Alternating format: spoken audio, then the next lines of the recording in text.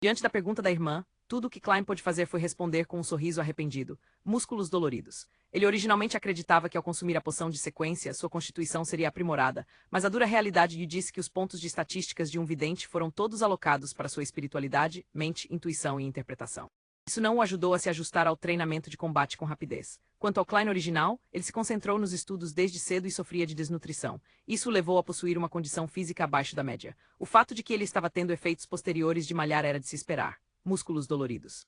Lembro que você voltou ontem à noite depois do jantar e não fez mais nada. O álcool causa dores musculares? Melissa perguntou com um olhar inquisitivo. O álcool causa dores musculares, irmã? Essa pergunta não pode deixar de me fazer ter pensamentos inapropriados. Klein riu secamente e disse. Não, isso não tem nada a ver com álcool. É de ontem à tarde. Entrei para o treinamento de combate da empresa. Combate? Melissa ficou ainda mais surpresa. Klein organizou seus pensamentos e disse, bem, foi isso que aconteceu. Eu considerei isso e acredito que como consultor histórico e avaliador de relíquias de uma empresa de segurança, é impossível para mim ficar no escritório ou armazém para sempre. Talvez chegue um dia em que eu tenha que acompanhá-los às aldeias ou a um antigo castelo, ao local de alguma relíquia. Isso pode exigir que eu caminhe, atravesse rios e ande muito. Terei que suportar todos os tipos de testes impostos pela natureza, então tenho que possuir um corpo saudável o suficiente. Então você se juntou ao treinamento de combate para aumentar sua resistência. Melissa parecia entender a intenção do irmão. Isso mesmo, respondeu Klein com grande afirmação. Melissa falou com uma careta. Mas isso não é cavalheiresco, você não se mantém sempre nos padrões de um professor. Um professor requer apenas a capacidade de ler documentos históricos, ponderar sobre questões difíceis e manter um comportamento educado e cavalheiresco.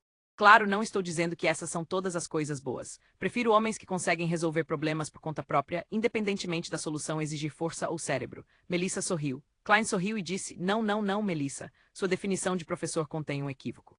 O verdadeiro professor pode se comunicar com as pessoas de maneira gentil e educada, mas também pode educar a outra pessoa usando os princípios da física, levantando uma bengala para convencer alguém quando há um obstáculo na comunicação. Princípios da física, Melissa ficou perdida por um momento, mas logo entendeu o que seu irmão estava dizendo. De repente, ela foi incapaz de retrucá-lo. Klein não disse mais nada e acelerou o passo com grande dificuldade enquanto se dirigia ao banheiro. Melissa ficou parada e olhou por alguns segundos. De repente, ela balançou a cabeça e alcançou Klein. Você precisa da minha ajuda? Ela posou como se estivesse apoiando alguém. Não há necessidade. Eu exagerei um pouco mais cedo. Klein sentiu-se humilhado. De repente, ele ficou ereto e caminhou normalmente. Observando seu irmão caminhar com firmeza para o banheiro e fechar a porta, Melissa franziu os lábios e murmurou. E Klein está ficando cada vez mais pretensioso? Eu até acreditei que a dor muscular dele era mesmo séria no banheiro. Klein estava parado atrás da porta bem fechada, seu rosto contorcido de dor.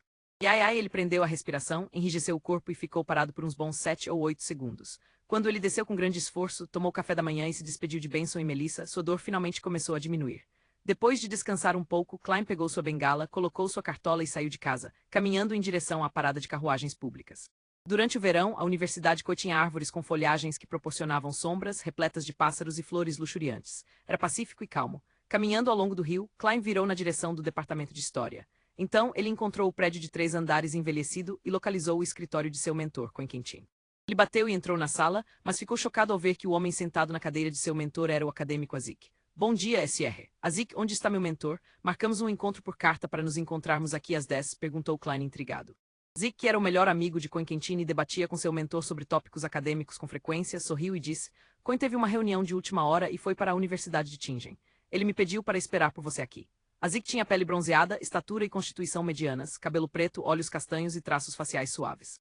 Estar em sua presença trazia uma sensação indescritível, como se você pudesse ver nos olhos do homem que ele tinha passado pelas vicissitudes da vida. Sob sua orelha direita havia uma pequena verruga que ninguém notaria a menos que examinasse de perto. Tendo dito o motivo, Azik de repente franziu a testa enquanto observava Klein com cuidado. Sentindo-se confuso com o súbito escrutínio, Klein olhou para seu traje. Eu cometi alguma quebra de etiqueta? Smoking, colete preto, camisa branca, gravata borboleta preta, calça escura, bota de couro sem botão, tudo parece normal? As sobrancelhas de Azik se franziram e ele riu baixinho. Não ligue para mim. De repente notei que você está muito mais enérgico do que antes. Você parece ainda mais um cavalheiro agora. Obrigado pelo elogio. Klein aceitou com calma e perguntou, SR. Azik, meu mentor, conseguiu encontrar o livro Pesquisa das Relíquias do Pico Principal de Ornacis na biblioteca do campus? Ele encontrou com a minha ajuda, disse Azik, sorrindo gentilmente. Ele então abriu a gaveta e tirou um livro de capa cinza.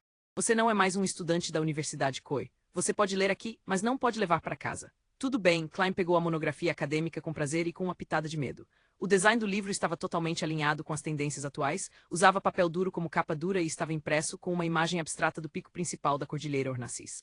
Klein deu uma olhada e encontrou um assento. Ele abriu o livro e começou a ler com cuidado, linha por linha. Enquanto se absorvia no livro, de repente percebeu que havia uma xícara de café rico e perfumado ao seu lado. Sirva-se do açúcar e do leite. Azik largou o pires de prata e apontou para a jarra de leite e o recipiente de açúcar. Obrigado, Klein assentiu com gratidão.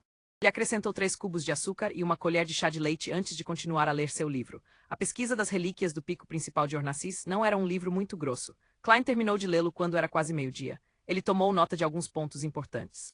Primeiro, o assentamento no pico principal da Cordilheira Ornacis e seus arredores era obviamente uma civilização avançada, que existia como parte de uma nação antiga. Segundo, a partir de seus murais de parede, sua perspectiva de vida parece semelhante à dos humanos. Posso presumir por enquanto que seus habitantes eram humanos. Terceiro, eles reverenciavam e temiam a escuridão da noite. Por isso, eles chamavam sua deusa de governante da noite eterna, Mãe do Céu. Quarto, o mais estranho é que os pesquisadores não encontraram nenhuma sepultura em toda a área, o que inicialmente parece indicar que as pessoas não precisavam ser enterradas, porque não morriam. No entanto, isso seria contraditório com o conteúdo dos murais de parede. Nos murais de parede, as pessoas da nação acreditavam que a morte não era o fim. Elas acreditavam que sua família falecida as protegeria durante a noite. Assim, elas mantinham seus familiares falecidos em casa, na cama, ao seu lado, por 3 dias inteiros. Não há nada além disso nos murais de parede, pois não envolvem enterros. Klein tomou outro gole de café e continuou a anotar suas reflexões posteriores em seu caderno. Mãe do Céu é um título tão grandioso, enquanto a governante da noite eterna obviamente se sobrepõe à deusa da noite eterna, isso é uma contradição em suas raízes. Nos restos antigos no pico principal da Cordilheira Ornacis e seus arredores, todos os arranjos e decorações foram bem preservados. Mesmo os murais de parede não apresentam sinais de danos. Antes de serem descobertos, parecia não haver qualquer perturbação, as mesas estavam arrumadas com talheres e havia manchas secas de podridão nos pratos de jantar em algumas salas, havia garrafas de álcool pela metade que quase se transformaram em água. O que aconteceu com as pessoas da nação? Parece que elas saíram de casa às pressas sem levar nada e nunca mais voltaram. Considerando que não há cemitérios, isso fica mais estranho. O autor, S.R. Joseph também mencionou que quando descobriu os restos mortais, chegou a acreditar que as pessoas que residiam ali tinham desaparecido de repente. Klein parou de escrever e lançou seu olhar para uma ilustração. Na terceira visita de Jean Joseph ao pico principal da Cordilheira Ornacis, ele usou um novo modelo de câmera para tirar uma fotografia monocromática. Na foto, o imponente palácio tinha uma parede desmoronada e estava coberto de ervas daninhas. Seguia um estilo de grandeza para o seu design. Quando abriu a fotografia, o primeiro pensamento de Klein foi o palácio que vira em seu sonho. Os 2 estilos eram idênticos. A única diferença era que o que ele tinha sonhado estava em um pico e era muito mais magnífico. Também tinha uma enorme cadeira, um assento de honra, que parecia não acomodar um humano. Incontáveis larvas translúcidas se aglomeravam e se contorciam lentamente sob a cadeira. Posso confirmar que meu sonho está relacionado com os restos antigos no pico principal da Cordilheira Ornacis. Deve ser a nação da noite eterna que foi referenciada no caderno da família Antigonus. Klein assentiu de leve e fechou o livro. Nesse momento, Azik, que estava sentado à sua frente, tocou a mancha imperceptível sob sua orelha direita e disse: Como foi? Encontrou alguma coisa? Bastante, deu uma olhada, eu escrevi várias páginas de anotações. Klein apontou para a mesa e sorriu.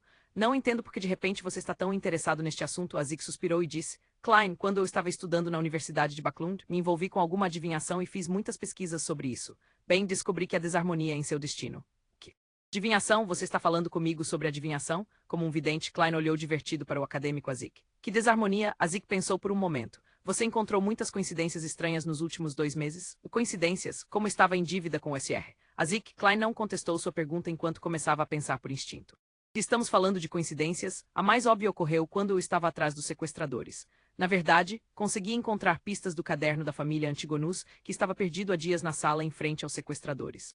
Além disso, Rabi-Eber não fugiu de Tingen com pressa. Em vez disso, ele encontrou um lugar para digerir o poder concedido pelo caderno, permitindo que o artefato selado 2-049 o localizasse facilmente. Isso parece ser contra o senso comum. Embora Yur-Arson tenha dado uma explicação razoável, sempre tive a sensação incômoda de que era uma coincidência. Selena deu uma espiada nos encantamentos secretos de Anás Vincent, mas ela se segurou até o banquete do jantar de aniversário para experimentá-lo, e aconteceu de eu descobrir, o que também é uma grande coincidência. Caso contrário, Anás Vincent não teria sido o único a morrer tão de repente. Klein pensou seriamente por alguns minutos e disse: São 3. Não são poucas, mas não são muitas. Além disso, não havia nada que indicasse o envolvimento e orientação de alguém. Azik assentiu de leve. Como o imperador Roseli disse uma vez, uma única coincidência é encontrada por qualquer um. 2 vezes ainda é normal. 3 vezes é quando se deve considerar quais fatores internos estão influenciando essas coincidências. Você pode me dizer mais alguma coisa? Klein sondou. Azik riu e balançou a cabeça. Só posso dizer que há alguma desarmonia, mas nada mais. Você tem que entender que não sou um verdadeiro vidente. Isso não é basicamente igual a nada SR. Azik é bem estranho, ele está bancando um charlatão na frente de um charlatão como eu. Klein soltou um suspiro. Aproveitando o momento em que Azik se levantou, ele beliscou sua glabela e ativou sua visão espiritual. Quando ele olhou, a aura de Azik apareceu totalmente diante de seus olhos e tudo parecia bastante normal. Infelizmente, só consigo ver o corpo etérico e a projeção astral de uma pessoa acima da névoa cinza. Klein pensou sem preocupação enquanto batia em sua glabela de novo e se levantava.